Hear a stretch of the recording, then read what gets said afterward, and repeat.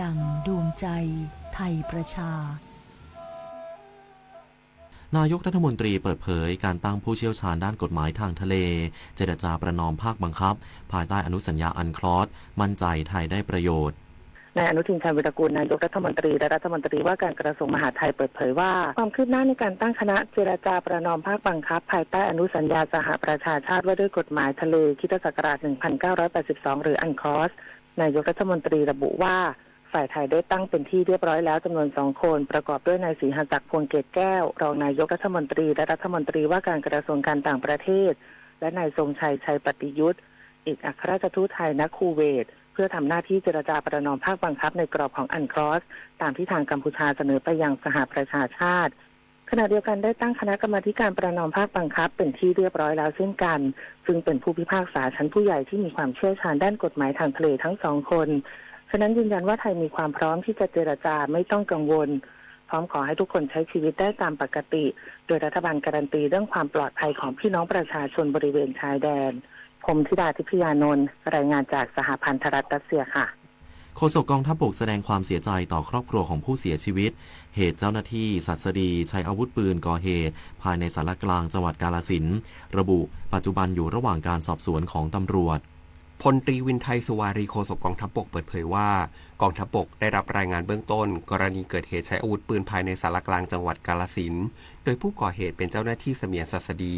อำเภอเมืองกาฬสินธุ์จังหวัดกาฬสินธุ์ใช้อาวุธปืนพกยิงศัสดีจังหวัดกาฬสินธุ์เสียชีวิตภายในห้องปฏิบัติงานทั้งนี้หน่วยงานที่เกี่ยวข้องและตำรวจอยู่ระหว่างการดำเนินการสอบสวนและรวบรวมพยานหลักฐานเพื่อให้มีการดำเนินการไปตามขั้นตอนกฎหมายกองทัพบกขอแสดงความเสียใจต่อครอบครัวของผู้เสียชีวิตและจะสนับสนุนให้เจ้าหน้าที่ตำรวจอย่างเต็มที่เพื่อให้มีการดำเนินการไปตามขั้นตอนของกฎหมายหากมีรายละเอียดเพิ่มเติมจะรายงานให้ประชาชนรับทราบต่อไปปริญญวิทย์ เปี่ยมสมบูรณ์รายงานรัฐมนตรีช่วยว่าการกระทรวงมหาดไทยสั่งการด่วนการประปาส่วนภูมิภาคเร่งแก้ปัญหาน้ำขุ่นดำพื้นที่อำเภอบ้านฉางให้คลี่คลายโดยเร็วที่สุดนายเจษฎร์ ไทยเศรษฐ์รัฐมนตรีช่วยว่าการกระทรวงมหาดไทยเปิดเผยถึงกรณีประชาชนผู้ใช้น้ำประปา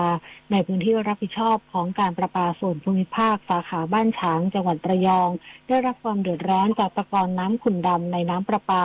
ส่งผลให้ประชาชนไม่สามารถใช้น้ำเพื่อการอุปโภคบริโภคได้โดยระบุว่าได้สั่งการให้การประปาส่วนภูมิภาคมอบหมายวิศวกรและเจ้าหน้าที่ที่เกี่ยวข้องเร่งระบายตะกอนในท่อเมนส่งจ่ายน้ำของผู้ใช้น้ำประปาทุกหลังคาเรือนโดยหากมีการตัดประสานท่อหรือซ่อมท่อต้องระบายน้ำให้ใสก่อนปล่อยเข้าระบบจ่ายน้ำและต้องตรวจสอบแก้ไขน้ำดำขุ่นให้แล้วเสร็จโดยเร็วเพราะขณะนี้ยังมีบ้านเรือนของผู้ใช้น้ำบางหลังที่น้ำยังขุ่นอยู่และตรวจสอบพื้นที่แนวขยายเขตบริการประปาทั้งหมดเพื่อป้องกันเหตุการณ์ลักษณะนี้ไม่ให้ส่งผลกระทบต่อประชาชนพื้นที่อื่นในวงกว้างทั้งนี้จากการตรวจสอบเบื้องต้นพบว่ามีสาเหตุจากเครื่องจักรใหญ่ที่กำลังเดินเครื่องดำเนินโครงการขุดเจาะวางท่อระบายน้ำและไฟฟ้าส่องสว่าง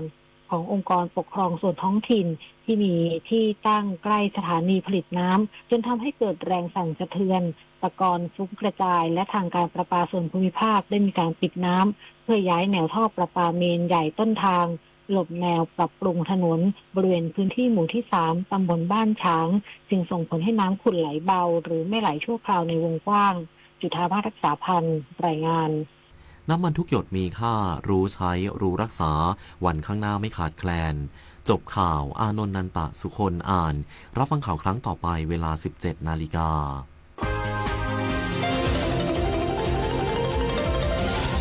วิทยุแห่งประเทศไทย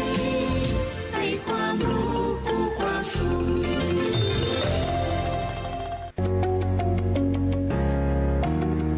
การประเมินภัยเป็นหัวใจสำคัญของการจัดการภัยพิบัติเฝ้าระวังเตือนภัยและอันตรายเพื่อให้ประชาชนเตรียมพร้อมรับมือสาธารณภัยได้ดีขึ้นก่อนเกิดภัยติดตามประกาศเตือนภัยและข่าวสารจากทางการวางแผนอพยพเส้นทางจุดรวมพลเตรียมชุดอย่างชีพให้พร้อมขณะเกิดภัยอพยพทันทีหากได้รับคำสั่งหรือสถานการณ์เป็นอันตรายน้ำท่วมฉับพลันแผ่นดินไหวหลบในที่ปลอดภัยหากไม่สามารถอพยพได้ช่วยเหลือตนเองปิดแก๊สไฟฟ้าประสานงานกับหน่วยกู้ภัย หลังเกิดภัยติดตามข่าวสารเพื่อความปลอดภัยรอให้ทางการประกาศว่าปลอดภัยตรวจสอบความเสียหายปฐมพยาบาลผู้บาดเจ็บรู้ภัยเข้าใจรับมือได้โดยสำนักงานประชาสัมพันธ์ที่ 3 กรมประชาสัมพันธ์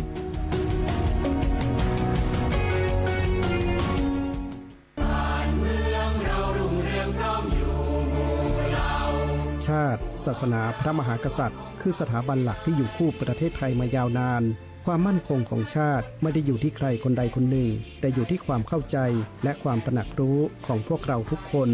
ร่วมกันปลูกฝังความภาคภูมิใจในความเป็นไทยศึกษาประวัติศาสตร์วัฒนธรรมและคุณูปการของสถาบันหลักเพื่อส่งต่อความเข้มแข็งนี้สู่ลูกหลานเราคือพลังรักชาติร่วมสร้างสรรค์และปกป้องผืนแผ่นดินไทยด้วยจิตสำนึกที่ดีสำนักงานประชาสัมพันธ์ที่ 3 กรมประชาสัมพันธ์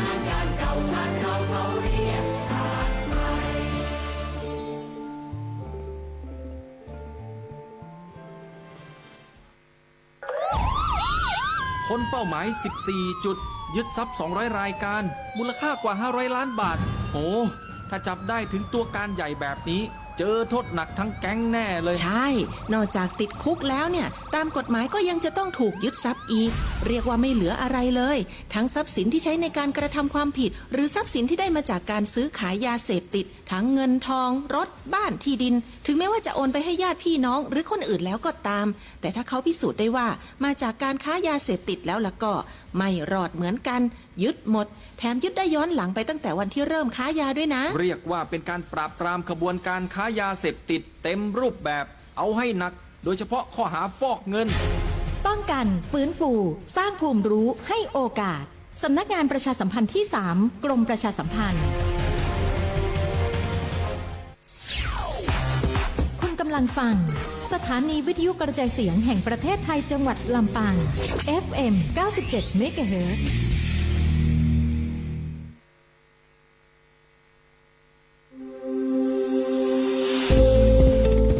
หลากหลายข้อมูลข่าวสารจากรัฐจัดเต็มข่าวเด่นในพื้นที่เมืองเหนือเวลาดี 4 โมงแรงในรายการอู้ข่าวจางเหนือตามสถานีวิทยุแห่งประเทศไทยภาคเหนือตอนบน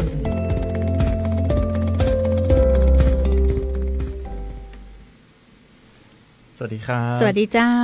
ปากกับอู้ข่าวเจ้าเหนือวันนี้วันพุธที่17 มิถุนายน 2569 กับทีมงานสวท.ลำปางเจ้าวันนี้ข้าเจ้าชุติการเล่าชัยผมบรรหารสุยะนะครับ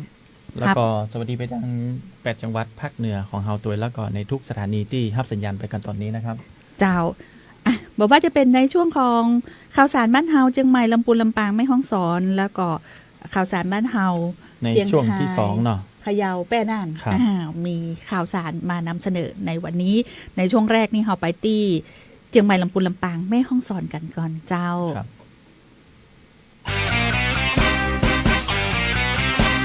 อู้ข่าวเจ้าเหนือช่วงข่าวสารบ้านเฮาเชียงใหม่ลำพูนลำปางแม่ฮ่องสอน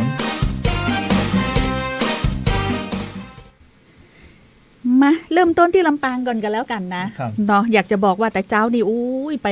เปลี่ยนเป็นแม่นะก็ไปไลฟ์สดไปไลฟ์สด บรรยากาศที่ถือว่าทางสำนักงานพาณิชย์จังหวัดลำปางเนี่ยเป็นจัดกิจกรรมไทยฟรุตเฟสติวัล 2026 รณรงค์คือพี่น้องประชาชนคนลำปางตลอดถึงคนที่ติดตามฟังสวทเนี่ยได้ไปอุดหนุนพี่น้องเกษตรกรชาวสวนผลไม้ในภาคตะวันออกแล้วก็บ้านลำปางบ้านเฮาก็คือบักขนาดนายเจ้าก็เลยไปไลฟ์สดกันแต่เจ้าที่สำนักงานพาณิชย์จังหวัดลำปางเจ้าซึ่งต่างพาณิชย์จังหวัดลำปางนางกนกรัตน์ยุติรัตน์นายเจ้าเปิดเผยว่าสำนักงานพาณิชย์จังหวัดลำปางของเฮาเนี่ยจัดกิจกรรมจัดงานไทยฟรุตเฟสติวัล 2026 เพื่อรณรงค์คือ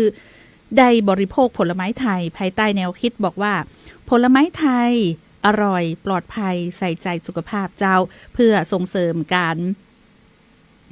บริโภคผลไม้คุณภาพจากเกษตรกรไทยโอ้ยมีสปาเลยคุณบรรหารเจ้าบอกว่าจะเป็นทุเรียนโถคุณภาพจากชุมพรนะที่หันเนี่ยคุณผู้ฟังหันเนี่ยคือจากชุมพรเลยนะเจ้าแล้วก็มีมังคุด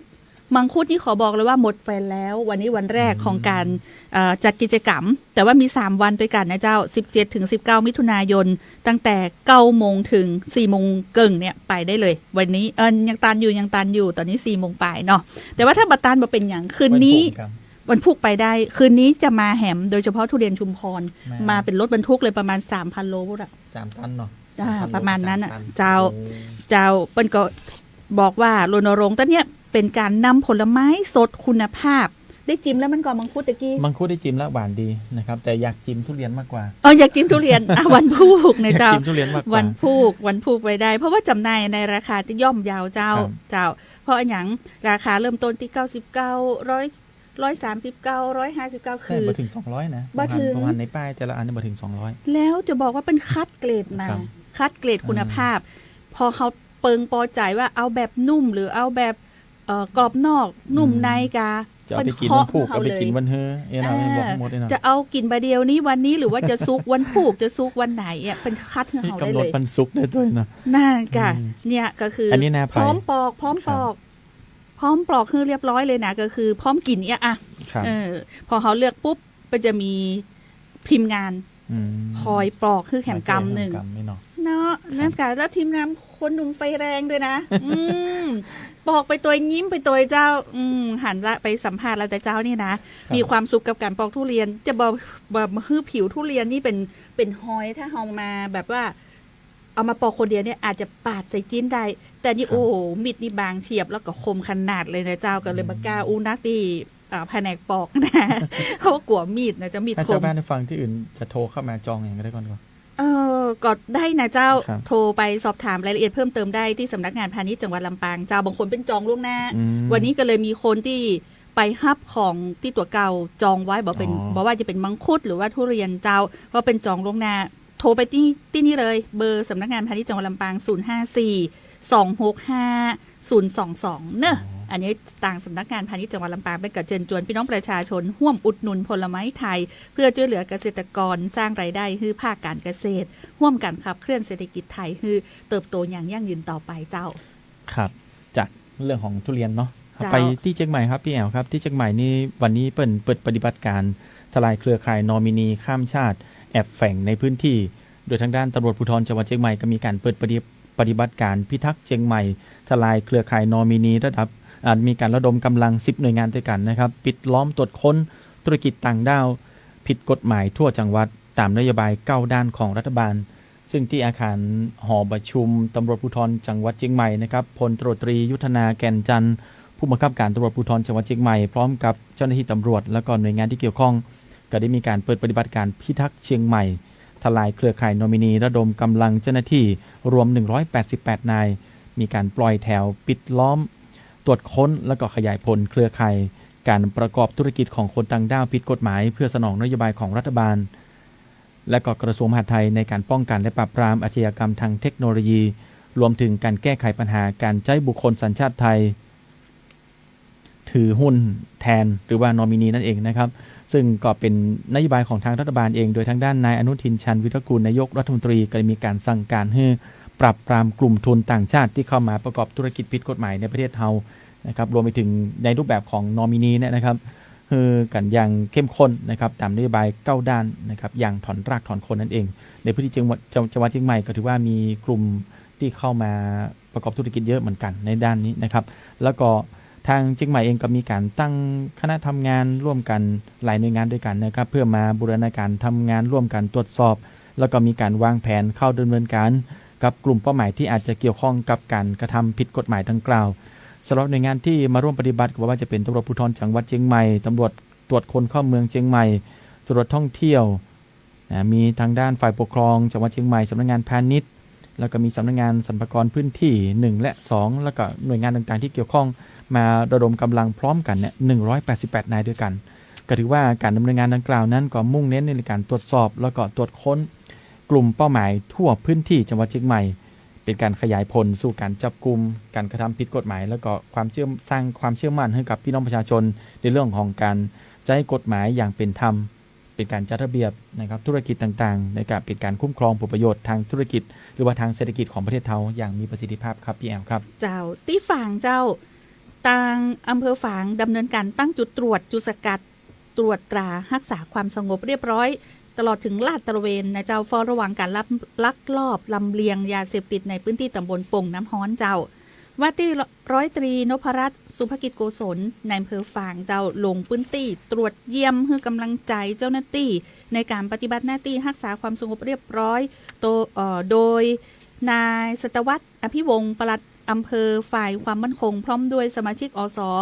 ร้อยอสอำเภอฝาง3ก็ได้บูรณาการร่วมกับทางเจ้าหน้าที่ตำรวจสภ.ฝางเจ้าตลอดถึงเจ้าหน้าที่อบต.ปงน้ำฮ้อนโดยกำนันผู้ใหญ่บ้านชรบ.ตำบลปงน้ำฮ้อนก็ได้ดำเนินการเจ้าตั้งจุดตรวจจุดสกัดตรวจตรารักษาความสงบเรียบร้อยตลอดถึงลาดตระเวนเฝ้าระวังการลักลอบลำเลียงยาเสพติดโดยวิธีการต่างๆนะเข้าสู่พื้นที่ตอนในเนี่ยก็คือสกัดลักลอบเฝ้าระวังมดนะเจ้าเพราะว่าอย่างป้องกันเข้ามาสู่ในพื้นที่ต่างตอนในเนาะแล้วก็เป็นการป้องปรามอาชญากรรมต่างๆเพราะว่าจะเป็นปัญหายาเสพติดการพนันการลักลอบเข้าเมืองโดยผิดกฎหมายและก็รถจักรยานยนต์แต่งซิ่งเสียงดังการฆ่ามนุษย์การครอบครองพกพาอาวุธปืนพร้อมตรวจสอบรถต่อแต่งเสียงดังโดยอันนี้คือได้รับร้องเรียนจากเจ้าบ้านเนาะว่ามีกลุ่มวัยรุ่นในพื้นที่ตำบลปงน้ำฮ้อนอำเภอฝางแต่งต่อรถเสียงดังสร้างความเดือดร้อนให้กับราษฎรรวมถึงข้อสั่งการตามนโยบายการจัดระเบียบสังคมของรัฐบาลและกระทรวงมหาดไทยโดยซึ่งพื้นที่ตำบลปงน้ำฮ้อนอำเภอฝางเนี่ยก็มีการร้องเรียนนักเนาะเจ้าหน้าที่ก็เลยต้องเป็นท้องหวังตรวจตรารักษาความสงบแต่นี้แล้วก็มีผลการปฏิบัตินะเจ้าสามารถจับกลุ่มผู้ต้องหาได้2 รายโดยพร้อมของกลางยาเสพติดคือโตดประเภท1ยาบ้ารวมจำนวน115เม็ดนะเจ้าแล้วก็มีการจับกลุ่มเนาะจับกลุ่มนายป้าอีนะเจ้าอายุ35ปีที่หมู่ที่1ตำบลปงน้ำฮ้อนพร้อมของกลางเป็นยาเสพติดคือโตดประเภท1ยาบ้าจำนวน15เม็ดแล้วก็ร่วมกันจับกลุ่มนายจายอายุ41ปีบริเวณพื้นที่หมู่1ตำบลปงน้ำฮ้อนพร้อมของกลางยาเสพติดคือโตดยาบ้าก็คือ100เม็ดโอ้เจอ100เม็ดเลยเจ้าแล้วก็ชุดปฏิบัติการก็ได้นำตัวผู้ต้องหาตึ้งหมดเนี่ยพร้อมของกลางส่งพนักงานสอบสวนสภ.ฝางคือดำเนินคดีตามกฎหมายต่อไปเจ้าครับจากฝางแล้วไปที่ลำพูนนะออกมาทางนอกนะครับที่ลำพูนนี่ก็คือทางด้านเหล่ากาชาติจังหวัดลำพูนนะครับมีการจัดโครงการอบรมพัฒนาศักยภาพอาสายุวกาชาตินะครับเหล่ากาชาติจังหวัดลำพูนประจำปี 2569 วันนี้นะครับที่หอประชุมบุญนาคโรงเรียนส่วนบุญโยปถัมภ์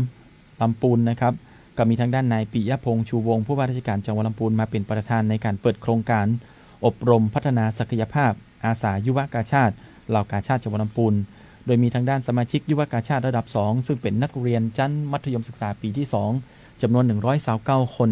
พร้อมกับทางด้านอาจารย์ผู้ควบคุมแห่ง11คนด้วยกัน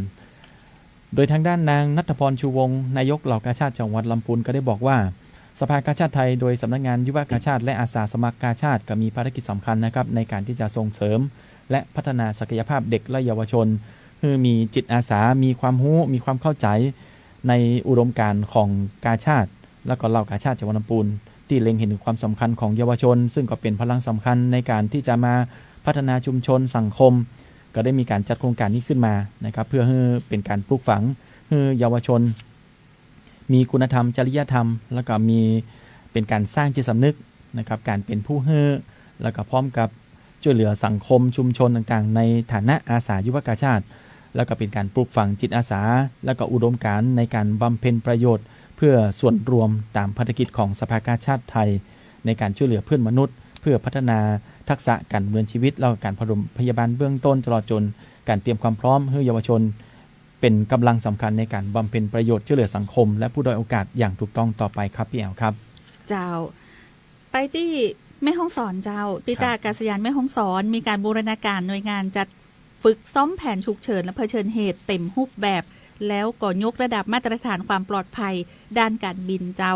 ที่บริเวณท่าอากาศยานแม่ฮ่องสอนจังหวัดแม่ฮ่องสอนนายอุดมศักดิ์ข่าวหนูนารองผู้ว่าราชการจังหวัดแม่ฮ่องสอนก็ร่วมฝึกซ้อมแผนฉุกเฉินและแผนเผชิญเหตุอันนี้ตัวคือเป็นห้องว่า full scale exercise นะเจ้าภายใต้แผนฉุกเฉินเนาะก็คือเต็มรูปแบบอีเตอร์คุณผู้ฟังเจ้ากรณีอากาศยาน ประสบเหตุในเที่ยวบินและก็กรณีละเมิดมาตรการด้านการรักษาความปลอดภัยโดยก็มีการบูรณาการความร่วมมือจากหัวหน้าส่วนราชการหน่วยงานภาครัฐภาคเอกชนตลอดถึงเจ้าหน้าที่ที่เกี่ยวข้องร่วมปฏิบัติการโดยซึ่งการฝึกซ้อมเต็มรูปแบบในวันนี้ถือว่าเป็นการยกระดับมาตรฐานความปลอดภัยอย่างต่อเนื่องซึ่งมีการซ้อมแผนบนโต๊ะเมื่อวันที่16มิถุนายนที่ผ่านมาและก็ได้นำมาปรับปรุงพัฒนาให้สอดคล้องกับสถานการณ์ปัจจุบันประกอบกับได้มีการเตรียมความพร้อมผ่านการประชุมเชิงปฏิบัติการจำลองสถานการณ์บนโต๊ะTable Top Exercise โดยนะเจ้าเพื่อทุกภาคส่วนที่เขาจะได้เข้าใจในเรื่องของการที่มีการเป็นห้องว่าสถานการณ์จำลองคือจำลองสถานการณ์เนี่ยนะเจ้าแล้วก็มีการหูบทบาทหน้าที่ของตัวเก่าอย่างชัดเจนนะเจ้าเป็นก็ได้มีการแบ่งขั้นตอนการดำเนินงานออกเป็น3ช่วงโดยมีช่วงเจ้าถึง11โมงเกิงมีการจำลองที่ถือว่าเป็นสถานการณ์ฝึกซ้อมเผชิญเหตุณพื้นที่ท่าอากาศยานแม่ฮ่องสอนเจ้าจากนั้นก็เป็นการแถลงข่าวสรุปสถานการณ์จำลองที่เกิดขึ้นฝึกซ้อมต่อสื่อมวลชนและก็ช่วงบ่ายเป็นการประชุมสรุปภาพรวมโดยคณะทำงานประเมินผลก็เพื่อวิเคราะห์ข้อดีนำข้อควรระวังไปปรับปรุงการปฏิบัติงานต่อไปนะเจ้าซึ่งทางท่านรองผู้ว่าราชการจังหวัดแม่ฮ่องสอนก็ได้เปิดเผยว่าการจัดฝึกซ้อมแผนฉุกเฉิน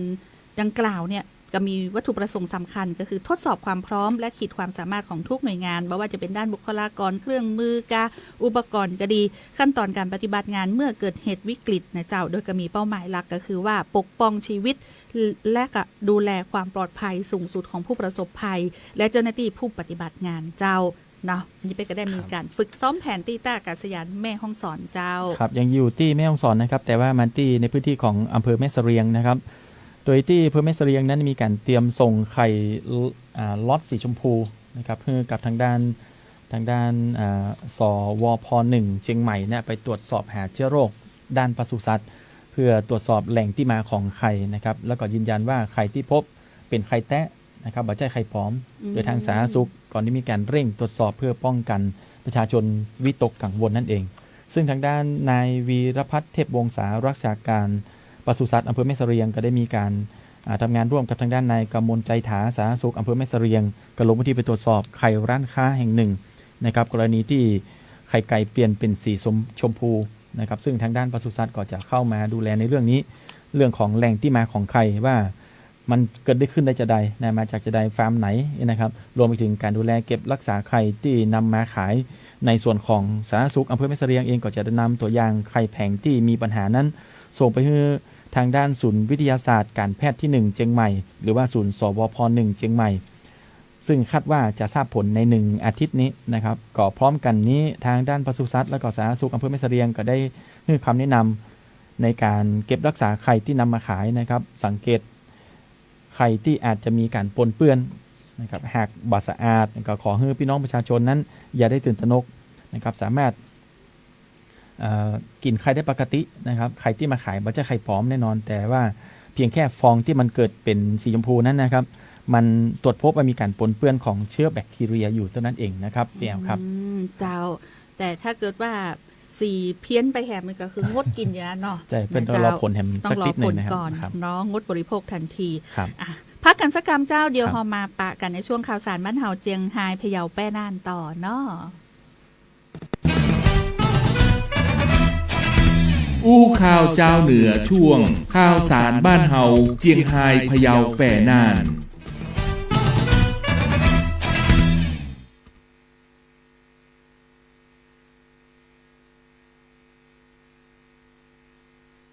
มาที่จังหวัดพะเยาเจ้าที่พะเยาเจ้าจัดพิธีบำเพ็ญกุศลสัตตมวาน7วันเพื่ออุทิศถวายเป็นพระกุศลแด่สมเด็จพระเจ้าลูกเธอเจ้าฟ้าพัชรกิติยาภานเรนทิราเทพยวดีกรมหลวงราชสารินีสิริพัฒน์มหาวชรราชธิดาเจ้าด้วยความจงรักภักดีและสำนึกในพระมหากรุณาธิคุณวันนี้เจ้าที่พระวิหารหลวงวัดศรีคมคำพระอารามหลวงอำเภอเมืองจังหวัดพะเยาทางด้านนางสาวอ่อนอาภาโลวีระผู้ว่าราชการจังหวัดพะเยาเจ้าได้เป็นประธานพิธีบำเพ็ญกุศลสัตตมวาน7วันเพื่ออุทิศถวายเป็นพ พระกุศลแด่สมเด็จพระเจ้าลูกเธอเจ้าฟ้าพัชรกิติยาภานเรนทิราเทพยวดีกรมหลวงราชสารีนีสิริพัฒน์มหาวชรราชธิดาโดยมีหัวหน้าส่วนราชการข้าราชการหน่วยงานภาคเอกชนและประชาชนเจ้าจังหวัดพะเยาได้ร่วมพิธีเป็นจำนวนนักเจ้าโดยในพิธีมีพระสงฆ์ทรงสมณศักดิ์จำนวน10รูปประกอบพิธีเจริญพระพุทธมนต์จากนั้นผู้ว่าราชการจังหวัดพะเยาได้นำผู้เข้าร่วมพิธีทำบุญตักบาตรพระสงฆ์และก็สามเณรจำนวน47รูปเพื่อถวายเป็นพระกุศลน้อมรำลึกถึงพระมหากรุณาธิคุณทั้งนี้พิธีดังกล่าวจัดขึ้นในส่วนราชการและพระสงฆ์นิกรชาวจังหวัดพะเยาทุกหมู่เหล่าได้ร่วมกันน้อมถวายความอาลัยและร่วมบำเพ็ญ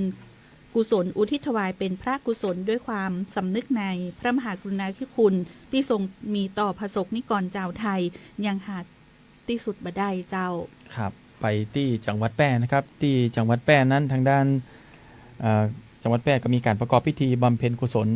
อุทิศถวายพระราชกุศลครบ7วันหรือว่าสัตมวานนะครับแห่งการสิ้นพระชนสมเด็จพระเจ้าลูกเธอเจ้าฟ้าพัชรกิติยาภานเรนทิราเทพยวดีกรมหลวงราชสารีนีสิริพัฒน์มหาวชิรราชธิดาครับซึ่งที่อุโบสถวัดพระบาทมิ่งเมืองวรวิหารตำบลในเมืองอำเภอเมืองแพร่จังหวัดแพร่ทางด้านนายสมชัยเลิศประสิทธิพันธ์ผู้ว่าราชการจังหวัดแพร่ก็มาเป็นประธานนำหัวหน้าศาลนะมีผู้พิพากษานะครับแล้วก็มีเหล่ากาชาติจังหวัดแพร่นะครับรวมไปถึงหัวหน้าส่วนราชการต่างๆที่เกี่ยวข้องมาร่วมกันประกอบพิธีบำเพ็ญกุศลอุทิศถวายพระราชกุศลแด่สมเด็จพระเจ้าลูกเธอเจ้าฟ้าพัชรกิติยาภานเรนทิราเทพยวดีกรมหลวงราชสารีนีสิริพัฒน์มหาวชิรราชธิดาในวาระครบ7วันหรือว่าสัตมวานแห่งการสิ้นพระชนเพื่อแสดงออกถึงความจงรักภักดีโดยมีพระเทพวัชราจารย์เจ้าคณะจังหวัดแพร่เจ้าอาวาสวัดพระบาทมิ่งเมืองวรวิหารเป็นประธานฝ่ายสงฆ์พร้อมกับพระสงฆ์ทรงสมณศักดิ์จำนวน10รูปโดยการร่วมประกอบพิธีทางศาสนาครับพี่แอลครับเจ้าที่จังหวัดน่านเจ้าที่จังหวัดน่านกระจัดพิธีบำเพ็ญพระกุศลสัตมวานครบ7วันสมเด็จพระเจ้าลูกเธอเจ้าฟ้าพัชรกิติยาภานเรนทิราเทพยวดีกรมหลวงราชสารีนีสิริพัฒน์มหาวชิรราชธิดานายชัยนรงค์วงใหญ่ผู้ว่าราชการจังหวัดน่านก็ได้เป็นประธานจัดพิธีบำเพ็ญพระกุศลถวายแด่สมเด็จพระเจ้าลูกเธอเจ้าฟ้าพัชรกิติยาภานเรนทิราเทพยวดีกรมหลวงราชสารีนีสิริพัฒน์มหาวชิรราชธิดาที่หอประชุมนันทพัฒน์ศูนย์ราชการจังหวัดน่านตำบลชัยสถานอำเภอเมืองน่านจังหวัดน่านโดยประธานในพิธีจุดธูปเทียนบูชาพระรัตนตรัยเครื่องทองน้อยถวายสักการะพระรูปสมเด็จพระเจ้าลูกเธอเจ้าฟ้าพัชรกิติยาภาเจ้าหน้าที่อาราธนาศีลประธานสงฆ์ฮือศีลพระสงฆ์จำนวน10รูปสวดพระพุทธมนต์ถวายเป็นพระกุศลจากนั้นประธานในพิธีพร้อมด้วยหัวหน้าส่วนราชการถวายจตุปัจจัยทายธรรมแด่พระสงฆ์ทรงสมณศักดิ์ทอดผ้าไตรประธานสงฆ์กล่าวสัมโมทนียคถานำเจริญจิตตภาวนาอุทิศถวายเป็นพระราชกุศลเวลา47วินาทีจากนั้นกรวดน้ำอุทิศถวายพระราชกุศลภายหลังเสร็จพิธีสงฆ์ประธานในพิธีคณะผู้บริหารข้าราชการและผู้ร่วมพิธีตักบาตรพระสงฆ์เพื่ออุทิศถวายเป็นพระราชกุศลแล้วต่อจากนั้นเจ้าจังหวัดน่านนอกก็ได้มีการเชิญชวนพระสงฆ์นิกรทุกหมู่เหล่าร่วมพิธีบำเพ็ญกุศลและกระทำบุญตักบาตรอุทิศถวายเป็นพระกุศลเนื่องในพระราชพิธีทรงบำเพ็ญพระราชกุศลพระพิธีธรรมสวดพระอภิธรรมพระศพสมเด็จพระเจ้าลูกเธอเจ้าฟ้าพัชรกิติยาภานเรนทิราเทพยวดีกรมหลวงราชสารีนีสิริพัฒน์มหาวชิรราชธิดาครบ15วันปันรสมวานในวันพฤหัสที่25มิถุนายน2569และปัญญาสมวานครบ50วันในวันพฤหัสบดีที่30กรกฎาคม2569และสัตมวานครบ100วันในวันศุกร์ที่18กันยายน2569เจ้าครับจากนั้นแล้วนะครับแผนที่จังหวัดเชียงรายนะครับที่จังหวัดเชียงรายนี่ก็มีการเดินหน้าต่อนะครับเรื่องของกองพลพัฒนาที่3นะครับมณฑลและมณฑลทหารบกที่37นะครับมีการระดมทหารช่างจิตอาสาพร้อมกับเครื่องจักรกลต่างๆเร่งวางแนวถุงบิ๊กแบ็กเสริมความแข็งแรงพนังกั้นน้ำกึ่งถาวรลำน้ำสายนะครับล่าสุดก็คืบหน้าไปแล้วกว่า 75% ด้วยกันนะครับ ซึ่งเมื่อตะวานะครับทางด้านกองพลพัฒนาที่ 3ก็มีการจัดชุดปรับปรุงแล้วก็ซ่อมแซมพนังกั้นน้ำกึ่งถาวรนะครับแม่น้ำสายอำเภอแม่สายจังหวัดเชียงรายพร้อมกับทางด้านโดยฐานช่างในพื้นที่กองทัพภาคที่ 3จำนวน60นายด้วยกันนะครับช่วยกัน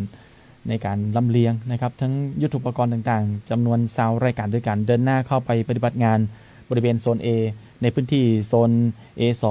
ซึ่งทางเจ้าหน้าที่ทหารก็ได้มีการวางถุงบิ๊กแบ็กนะครับจำนวน75ถุงด้วยกันนะครับตอนนี้ยอดสะสมของจำนวนถุงทั้งหมดก็อยู่ที่470ถุงก็คิดเป็น 44.98% นะครับส่วนพื้นที่โซน A3 นะครับทางด้านเจ้าหน้าที่ทหารช่างแล้วก็ชุดช่างต่างๆนั้นก็ได้เสริมดินทรายหน้าผนังกั้นน้ำลำน้ำสายนะครับสำหรับภาพรวมของความคืบหน้าในโซน A คิดเป็น 75.14% แล้วก็ต่อมาบริเวณโซน B นะครับในพื้นที่โซน B2 ก็มีการวางถุงบิ๊กแบ็กจำนวน40ถุงด้วยกันนะครับสำหรับการในภาพรวมทั้งหมดนะครับทั้งโซน B อะไรต่างๆเนี่ยคิดเป็น 73.25% แล้วก็ในพื้นที่โซน C นะครับอันนี้ทางทหารก็มีการวางเสริมพนังกั้นน้ำในลำน้ำแม่สายนะครับตอนนี้โซน C คิดเป็นร้อยละ 86.98% โดยภาพรวมในการดำเนินงานในการซ่อมแซมพนังกั้นน้ำในกึ่งถาวรทั้งหลายเนี่ยนะครับตามแนวลำน้ำสายของอำเภอแม่สายเนี่ยคืบหน้าไปแล้วกว่า 75% นะครับนอกจากนี้นะครับทางด้านศูนย์อำนวยการจิตอาสาพระราชทานมณฑลทหารบกที่ 37แล้วก็ศูนย์บรรเทาสาธารณภัยมณฑลทหารบกที่ 37แล้วก็แหมหลายๆหน่วยที่ร่วมกันนะครับในการปฏิบัติงานสร้างแนวพนังกั้นน้ำชั่วคราวกึ่งถาวรที่ทำทั้งหมดก็เพื่อเป็นการป้องกันลำน้ำแม่สายล้นตลิ่งทะลักเข้าสู่พื้นที่เศรษฐกิจแล้วก็บ้านเรือนพี่น้องประชาชนในช่วงฤดูฝนนี้ครับพี่แอมครับเจ้าอันนี้ก็คือทั้งหมดทั้งมวลเลยนะเจ้าในช่วงของอู้ข่าวเจ้าเหนือกับทีมงานสวทลำปางวันนี้นะเจ้าเดี๋ยวในช่วงต่อไปขอเชิญติดตามรับฟังรายการพิเศษเนาะรับชมตัวรายการใต้ร่มพระบารมีพระพันปีหลวงกับทางสวทเจียงไฮ้ต่อวันนี้เรา2คนหมดหน้าที่แล้วต้องลาคุณผู้ฟังคุณผู้ชมแต่เพียงเท่านี้สวัสดีเจ้าสวัสดีครับ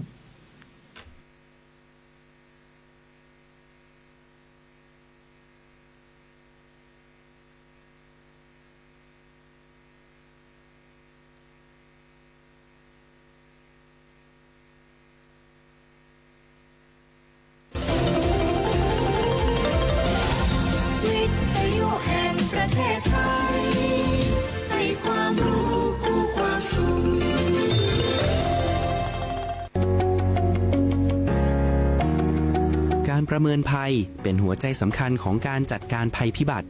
เฝ้าระวังเตือนภัยและอันตรายเพื่อให้ประชาชนเตรียมพร้อมรับมือสาธารณภัยได้ดีขึ้น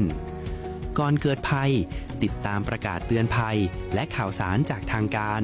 วางแผนอพยพเส้นทางจุดรวมพลเตรียมชุดอย่างชีพให้พร้อม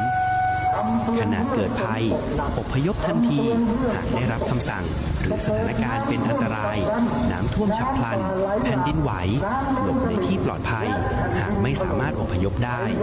ช่วยเหลือตนเองปิดแก๊สไฟฟ้าประสานงานกับหน่วยกู้ภัยหลังเกิดภัยติดตามข่าวสารเพื่อความปลอดภัยรอให้ทางการประกาศว่าปลอดภัยตรวจสอบความเสียหายปฐมพยาบาลผู้บาดเจ็บ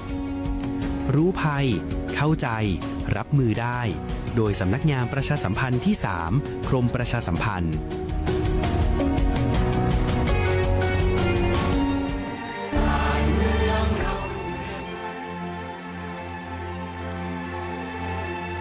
สถานีวิทยุกระจายเสียงแห่งประเทศไทย 70 สถานีทั่วทุกภูมิภาคเสนอรายการใต้ร่มพระบารมีพระพันปีหลวง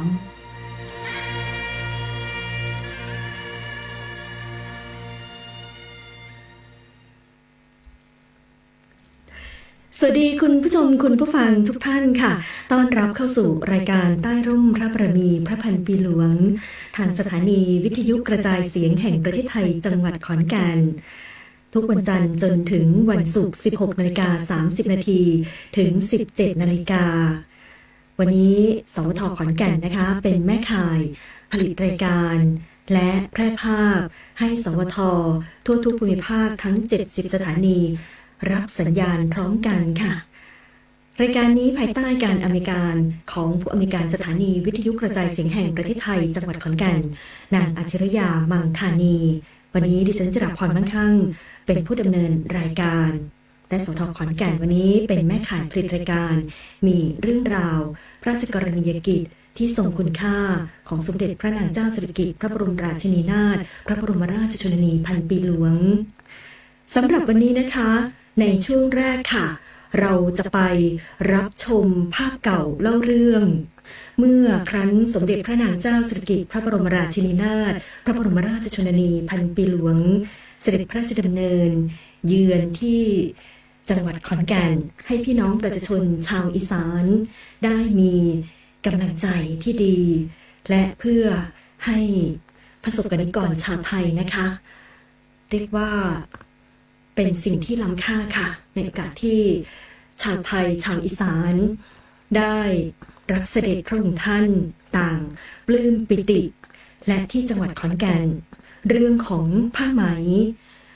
สมเด็จพระนางเจ้าสิริกิติ์พระบรมราชินีนาถพระบรมราชชนนีพันปีหลวงพระองค์ทรงให้ชาวอีสานชาวขอนแก่นได้มีการรักษาอนุรักษ์ผ้าไหมไทยให้คงอยู่สืบไปจนได้นำสู่ตลาดและแน่นอนค่ะวันนี้เราจะไปรับชมภาพบรรยากาศนี้ให้ประสบกนิกรชาวไทยนะคะได้ต่างซาบซึ้งในสิ่งที่พระองค์ท่านทรงมีพระเมตตาต่อปวงชนชาวไทยชาวอีสานเพื่อน้อมถวายอาลัยสมเด็จพระนางเจ้าสิริกิติ์พระบรมราชินีนาถพระบรมราชชนนีพันปีหลวงและพระผู้เสด็จสู่สวรรคาลัยน้อมสำนึกในพระมหากรุณาธิคุณเป็นล้นพ้นอันหาที่สุดมิได้ช่วงนี้เชิญติดตามรับชมค่ะช่วงภาพเก่าเล่าเรื่อง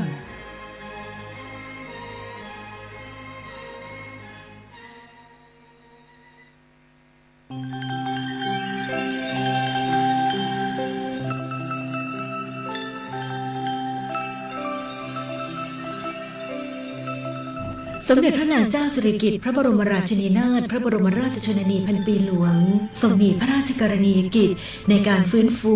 และอนุรักษ์ผ้าไหมมัดหมี่ในจังหวัดขอนแก่นผ่านโครงการส่งเสริมศิลปาชีพโดยทรงส่งเสริมให้ชาวบ้านในท้องถิ่นโดยเฉพาะที่อำเภอชนบทซึ่งเป็นแหล่งทอผ้าไหมที่สำคัญหันกลับมาทอผ้าไหมมัดหมี่สร้างเป็นอาชีพและแหล่งรายได้หลักที่มั่นคงแก่ชาวอีสานกับใครจ๊ะกับผู้ใหญ่เอามากับผู้ใหญ่บ้านก็มีลูกหลานจ้ะผ้าเนี่ยงามออกนะผู้ใดเฮ็ดให้ล่ะหลานจ้าอันนี้ฉันเคยให้ศิลปาชีพลองทำว่าลายไทยนี่แล้วคนไหมพรมหน้าหนาวนี่ดีแล้วขายได้สวยไหมนี่ไหมหลวงใครสอนให้ทอจ๊ะแม่สอนแล้วแม่ยังอยู่ป่ะจ๊ะยังอยู่นะแล้วทอผ้าสม่ำเสมอหรือเปล่าค่าสมาชิกทอผ้านะพยายามทอแล้วเดี๋ยวรับไหมเอาไปด้วยนะจ๊ะเดี๋ยวนี้ยังเฮ็ดไหวเหรอนะจ๊ะแล้วบ้านดอนสมบูรณ์เนี่ยตำบลทุ่งจังหันเนี่ยยังมีคนที่สาวไหมและเลี้ยงดักแด้ยังมีหลายบ่มีหลายศูนย์ศิลปาชีพทอผ้าไหมทรงจัดตั้งกลุ่มทอผ้าไหมในพื้นที่จังหวัดขอนแก่นโดยเฉพาะที่อำเภอชนบทเพื่อพัฒนาลวดลายให้ประณีตและอนุรักษ์ภูมิปัญญาโบราณไว้ไม่ให้สูญหายการพัฒนาฝีมือพระองค์ทรงสนับสนุนให้ช่างทอผ้าคิดค้นลวดลายใหม่ๆและปรับปรุงคุณภาพเส้นไหมให้ละเอียดอ่อนขึ้นทำให้ผ้าไหมมัดหมี่ของขอนแก่นกลายเป็นสินค้าที่มีชื่อเสียงในระดับสากลการสร้างอาชีพที่ยั่งยืนรายได้จากการจำหน่ายผ้าไหมในโครงการศิลปาชีพได้ช่วยพลิกชีวิตครอบครัวเกษตรกรในจังหวัดขอนแก่นให้หลุดพ้นจากความยากจน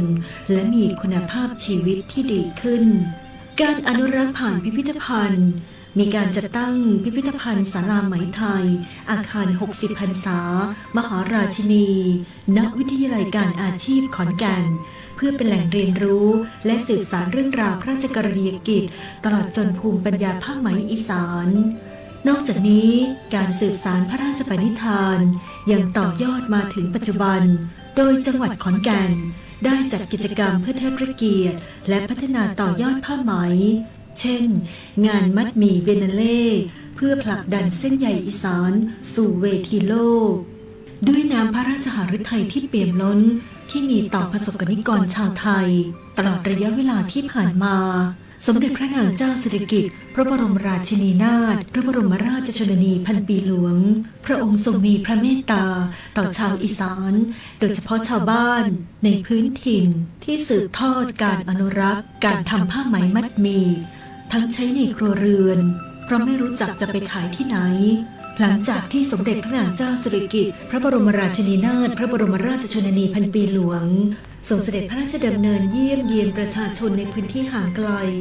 ทรงทอดพระเนตรเห็นลายผ้าไหมรวมทั้งการทอผ้าอย่างประณีตพระองค์ท่านรับผ้าไหมของชาวบ้านไปตลาดแรกที่ชาวบ้านขายคือสวนจิตรลดาตั้งแต่นั้นมาชาวบ้านลืมตาอ้าปากได้ก็เพราะพระองค์ท่านที่เป็นผู้ให้ชีวิตในการถักทอผ้าไหมชาวบ้านได้เล่าว่าเมื่อทราบข่าวการสวรรคตรู้สึกใจหายยิ่งซาบซึ้งในพระมหากรุณาธิคุณเพราะพระองค์ท่านเปรียบเสมือนแม่เป็นผู้ให้ชีวิตกับชาวบ้านในพื้นที่ห่างไกลต่อจากนี้หน้าที่ของเราคือการสืบสานส่งต่อภูมิปัญญาการทอผ้าไหมไม่ให้สูญหายตามความประสงค์ของสมเด็จพระนางเจ้าสิริกิติ์พระบรมราชินีนาถพระบรมราชชนนีพันปีหลวงโดยประชาชน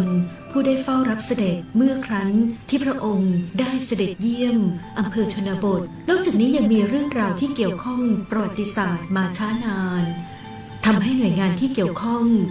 มาร่วมพัฒนายกระดับจัดพื้นที่ก่อสร้างศาลาไหมไทย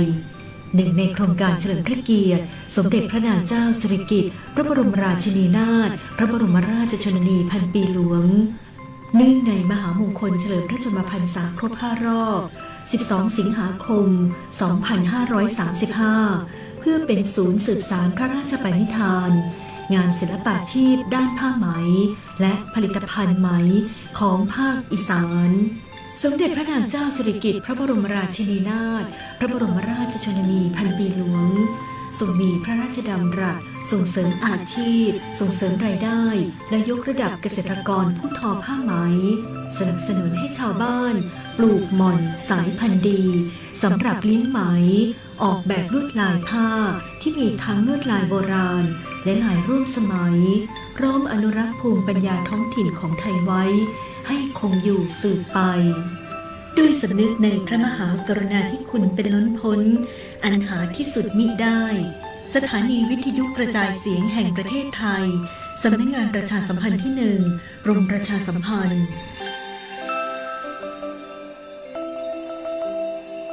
ค่ะและช่วงต่อไปนะคะเป็นช่วงที่2ค่ะเชิญติดตามรับชมในช่วงตามรอยพระเมตตาซึ่งทางคณะคณาจารย์จากวิทยาลัยการอาชีพขอนแก่นได้กล่าวถึงความรู้สึกที่สมเด็จพระนางเจ้าสิริกิติ์พระบรมราชินีนาถพระบรมราชชนนีพันปีหลวงพระองค์ทรงมีพระเมตตาต่อประสบกนิกรชาวไทยชาวอีสานด้านการอนุรักษ์ผ้าไหมไทยให้คงอยู่สืบไปเชิญติดตามรับชมค่ะช่วงตามรอยพระเมตตา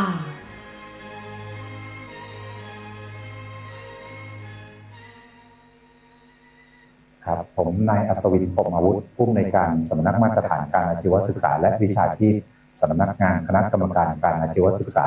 กระทรวงศึกษาธิการวันนี้ได้รับมอบหมายจากท่านยศพลเวนุโกเศษเลขาธิการคณะกรรมการการอาชีวศึกษาวันนี้ได้มีโอกาสมาเยี่ยมชมพิพิธภัณฑ์ไหมไทยนะครับที่วิทยาลัยการอาชีพขอนแก่นนะครับบทบาทของสำนักงานคณะกรรมการการอาชีวศึกษาเรามีหน้าที่ในการผลิตและพัฒนากำลังคนนะครับในการพัฒนาประเทศไปพร้อมๆกับการอนุรักษ์ทรัพยากรธรรมชาติ วิถีวัฒนธรรมของไทยนะครับซึ่งวันนี้เราได้มีโอกาสมาที่วิทยาลัยการอาชีพขอนแก่นนะครับซึ่งพิพิธภัณฑ์แห่งนี้นะครับก็ได้มีการรวบรวมภูมิปัญญาท้องถิ่นนะครับโดยนำปราชญ์ชุมชนนะครับองค์ความรู้ที่เกิดขึ้นในชุมชนในเรื่องของวิถีนะครับในการผลิตภัณฑ์ที่เกิดจากผ้าไหมชุมชนนะครับสู่กระบวนการทางวิชาการในการพัฒนาหลักสูตรนะครับเพื่อพัฒนาเป็นหลักสูตรโดยร่วมมือกับปราชญ์ชุมชนนะครับสถานประกอบการนะครับที่มีการถักทอผ้าไหมนะครับตั้งแต่ต้นน้ำกลางน้ำและปลายน้ำนะครับให้มาอยู่ในรูปของการพัฒนาหลักสูตรนะครับเพื่อ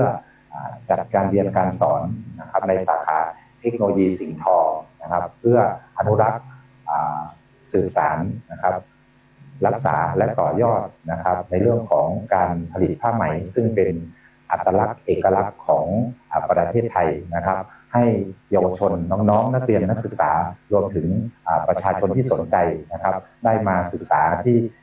พิพิธภัณฑ์แห่งนี้นะครับทำให้พิพิธภัณฑ์แห่งนี้จะเป็นแหล่งศึกษาแหล่งเรียนรู้นะครับให้กับเยาวชนรุ่นหลังต่อไปนะครับซึ่งสำนักงานคณะกรรมการการอาชีวศึกษาเราพร้อมที่จะผลิตกำลังคนไปพร้อมๆกับการอนุรักษ์ไปพร้อมๆกับการสื่อสารต่อยอดในเรื่องของพระปณิธานนะครับของสมเด็จพระนางเจ้า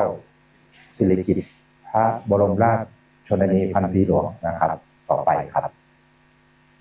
คุณผู้ชมคุณผู้ฟังคะมาต่อกันที่ช่วงสุดท้ายเป็นช่วงที่3นะคะในช่วงของสานต่อพระราชปณิธานซึ่งช่วงนี้ค่ะเป็นข้าราชการท่านหนึ่งที่เป็นตัวแทนของประสบกนิกรชาวไทยชาวอีสานชาวชนบทได้กล่าวถึงความรู้สึกซาบซึ้งที่มีต่อสมเด็จพระนางเจ้าสิริกิติ์พระบรมราชินีนาถพระบรมราชชนนีพันปีหลวงที่พระองค์ท่านทรงมีน้ำพระราชฤทัยและทรงมีพระเมตตาต่อปวงชนชาวไทยชาวอีสานด้านการอนุรักษ์ผ้าไหมไทยและให้สืบสานรักษาและสืบทอดต่อไปให้คงอยู่ไว้ชั่วลูกชั่วหลานและผืนแผ่นดินไทยเดี๋ยวเราไปรับชมรายละเอียดเรื่องนี้กันค่ะสวัสดีค่ะกิติมาอนันททัศน์ผู้อำนวยการพิพิธภัณฑ์ศาลาไหมไทยซึ่งในห้องนี้นะคะที่เรามาเยี่ยมชมในศาลาไหมไทยในพิพิธภัณฑ์ศาลาไหมไทยชั้น2บริเวณชั้น2ก็จะมีห้องราชภัฏตาภรณ์ชนบทนิกรบวรหัตถศิลป์ซึ่งในห้องนี้จะเป็นการแสดงผ้าในการออกแบบเชิงสร้างสรรค์ในระดับภูมิภาคของเราที่นี่นะคะนอกจากผ้าถุงของเราแล้วในการตัดผ้าไหมนั้นเรายังสามารถที่จะออกแบบผ้าไทยหรือว่าผ้าไหมของเราเป็นชุดอื่นๆได้ไม่ว่าจะเป็นชุดเดรสชุดที่เราสวมใส่เป็นชุดแสกก็ได้นะคะและชุดที่ฉลองพระองค์ของสมเด็จพระนางเจ้าสิริกิติ์พระบรมราชินีนาถพระบรมราชชนนีพันปีหลวงที่แสดงเอาไว้ในห้องนี้ก็จะเป็นชุดที่ท่านทรงออกแบบเอาไว้แล้วก็ลวดลายที่จัดแสดงนี้เราเรียกว่าลายดอกผักแว่นลายดอกผักแว่นนั้นเป็นลายเดิมเป็นลายโบราณนะคะที่จัดแสดงเอาไว้แต่ว่าในสมัยใหม่นี่ก็คือหลังจากที่ท่านฉลองพระองค์ชาวบ้านก็เลยตั้งชื่อใหม่ว่าเป็นลายราชินีค่ะก็คือลายเดิมเป็นลายดอกผักแว่นครับสวัสดีครับที่นี่เป็นพิพิธภัณฑ์ศาลาไหมไทยวิทยาลัยการอาชีพขอนแก่นตั้งอยู่อำเภอชนบทจังหวัดขอนแก่นนะครับซึ่งตัวกระผมเองดร.ลำปางเพชรพันเพชรผู้อำนวยการวิทยาลัยการอาชีพขอนแก่นสำนักงานคณะกรรมการการอาชีวศึกษาซึ่งนำด้วยท่านยศพลเวรุโกเศษนะเป็นพื้นที่ที่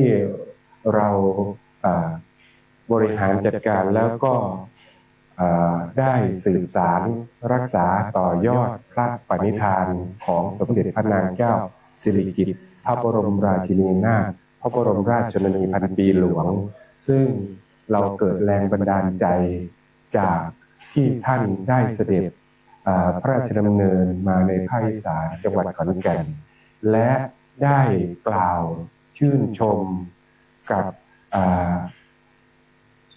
บุคคลที่นำผ้าทอมือเข้าไปถวายพระองค์ในวันนั้นในปีพ.ศ. 2520นะและเกิดแรงบันดาลใจให้เกิดลายต่างๆโดยเฉพาะยกตัวอย่างลายพระราชินีแห่งนี้ซึ่งเป็นการจัดแสดงในส่วนการจัดแสดงกำแพงผ้าไหมมัดหมี่ที่ยาวที่สุดในประเทศตอนนี้นะครับและที่สำคัญเราสำนึกในพระมหากรุณาธิคุณเป็นล้นพ้นที่พระองค์ได้ทรงห่วงใยและพระองค์เองได้ฉายพระเนตรถึงพระเมตตาของพระองค์ที่ทำให้ประสบนิกรชาวอำเภอชนบทและภาคอีสานของเราได้สื่อสารรักษาต่อยอดความเป็นผ้าไหมมัดหมี่จนส่งผลให้พวกเราได้มีอาชีพที่ยั่งยืนแล้วก็ได้ตอบสนองงานในพระองค์และต่อยอดผ้าไหมมัดหมี่ให้คนทั้งโลกได้รู้จักผ้าไหมมัดหมี่เมืองชนบทและส่งผลให้ยกระดับได้รับการจดแจ้ง GI ผ้าไหมมัดหมี่ของโลกซึ่งล้วนแล้วแต่ได้รับแรงบันดาลใจจากพระองค์ซึ่งพระองค์ได้ทรงตรัสไว้ว่าอย่าทิ้งผ้าไหมมัดหมี่ของเรามันเป็นภูมิปัญญาที่ทรงคุณค่าและที่สำคัญเราต้องส่งต่อให้รุ่นลูกรุ่นหลานได้สืบสารรักษาต่อยอดผ้าไหมมัดหมี่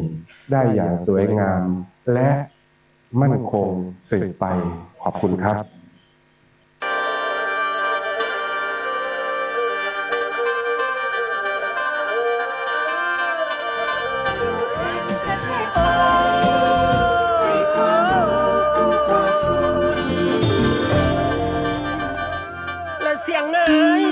ประกาศก้อง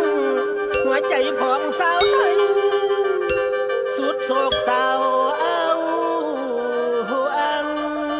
ที่นี่สถานีวิทยุกระจายเสียงแห่งประเทศไทยจากนี้ว่าสมเด็จพระนางเจ้าสิริกิติ์พระบรมราชินีนาถพระบรมราชชนนีพันปีหลวงเสด็จสวรรคตแล้วเสียดายแก้วหน่วยสองใสแสนอะไร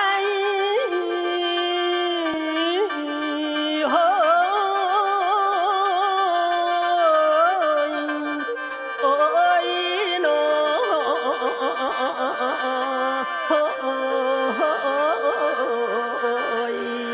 ละนะ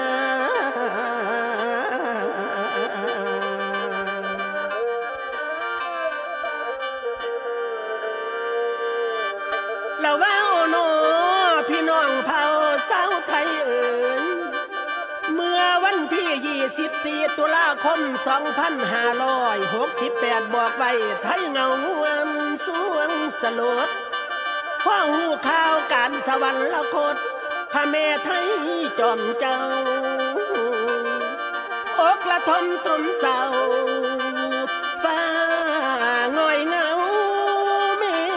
ฆหมอกมนเสียงกวางชนห้องหำให้กึกก้องก้องน้ำตาเปรียบประดุจดังฟ้าพาลงวางกลางใจน้ำตาไหลน้องแผ่นดินอาบรินหำย้อยดวงตาเว้นเศร้าซอยเลี้ยวขึ้นฟ้าแสงเงาโอยเห็นก้อนเมฆมันไหลเลือนก้อนขี้ฟ้าผ้าน้ำตาแก้มเน้นหาไทยพระแม่ไทยเห็นแต่ห้อยเมสั่งใบในทุกทั่วหัวละแหงแสดงถึงความห่วงใยเทศและไทยได้ย่อยองสา าประชาแซ่ซ่องแม่ของแผ่นดินไทยพระบารมียิ่งใหญ่หลายล้านโครงการที่สร้างใบสำเร็จได้ดังประสงค์ส่งเสด็จไปทั่วทรงคงขอบจักรบาลทินกันดานแดนไกลเหนืออีสานกลางใต้พระมารดาแห่งผ้าไทยผ้าไหมแพร่ว่าสื่อกล้องทั่วเทศไทยลือซาคุณคาสากลโลกยกย่องคุณคำคาคามห้องการป่ารักน้ำทั้งสารรักป่าขยายพันธุ์ด้านศิลปะหัตถกรรมศิลปะชีพชั้นนำส่งเสริมรายได้และแม่ของแผ่นดินไทยส่องเหน็ดเหนื่อยเพื่อให้พ้องสาวไทยเลิศคุณนะคะเปียโพใส่ใบดอกนาสร้างประสาใหญ่หน่อยพ้อยได้สนห่มเงาด้วยพระปีชาสามารถเก่งกาพระองค์เจ้าพระอัจฉริยภาพสวยงามทรงสมพระนามแม่ของแผ่นดินไทยแห่งสยามเมืองยิ้มและพิมพ์ใส่ในหัวใจไว้ร้อยยิ้มพร้อมพระเมตตาสลักในดวงใจผ่องสาวไทยทุกหมู่เหล่าละมาบัดดีเหลือแต่ความโศกเศร้าเหงาม่วงห่วงหาพระศกนิกรไทยทวนนาหัวใจแตกทั้งสลายถ้าสถิตในดวงใจตราบนิดนิรันดร์บ่ลืมได้ข้าพระพุทธเจ้าดร.ราตรีศรีวิไลบงศ์สิทธิพรศิลปินแห่งชาติขอน้อมกล่าวน้อมกระบอมรำดึกในพระมหากรุณาธิคุณหาที่สุดบ่ได้ขอยกย่อเอาไว้เนื้อหัวล้นกระหม่อมขอน้อมถวายความอาลัยพระผู้เสด็จไปสู่ฝากฟ้าวิมานกวงนิจนิรันดร์วิมานกวงนิจนิรันดร์สมเด็จพระพันปีหลวงของแผ่นดินไทย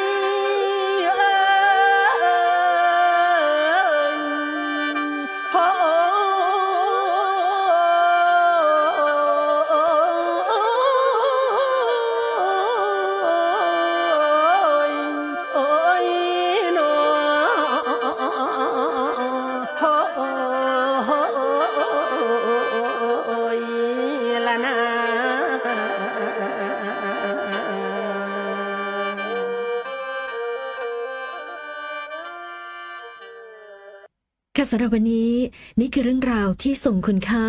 ในรายการใต้ร่มพระบารมีพระพันปีหลวงที่ทางสถานีวิทยุกระจายเสียงแห่งประเทศไทยจังหวัดขอนแก่นสำนักงานประชาสัมพันธ์ที่1กรมประชาสัมพันธ์เป็นแม่ข่ายในการผลิตรายการ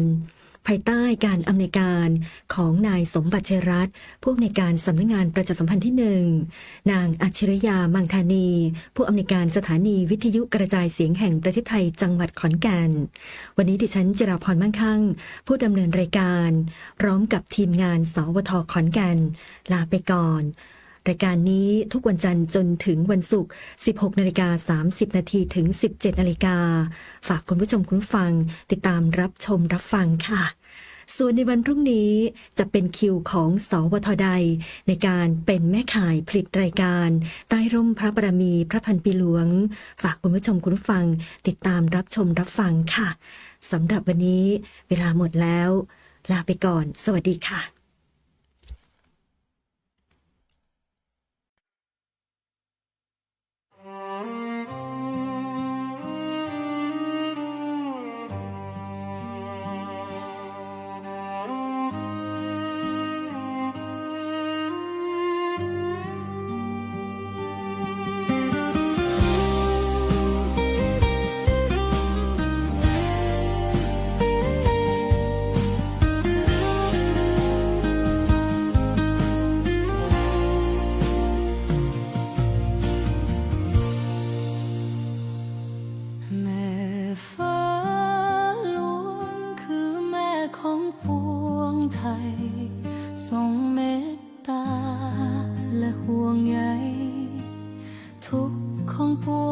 ชาเราเหล่าทุนลีอยู่ใต้ร่มพระเมตตาไม่มีวันเลือนลาต่างรักในนามพระไทยวันนี้เราคนไทยโอบกอดดวงใจกันไว้ร่วมส่งแม่ฟ้าของแผ่นดินพระพันปี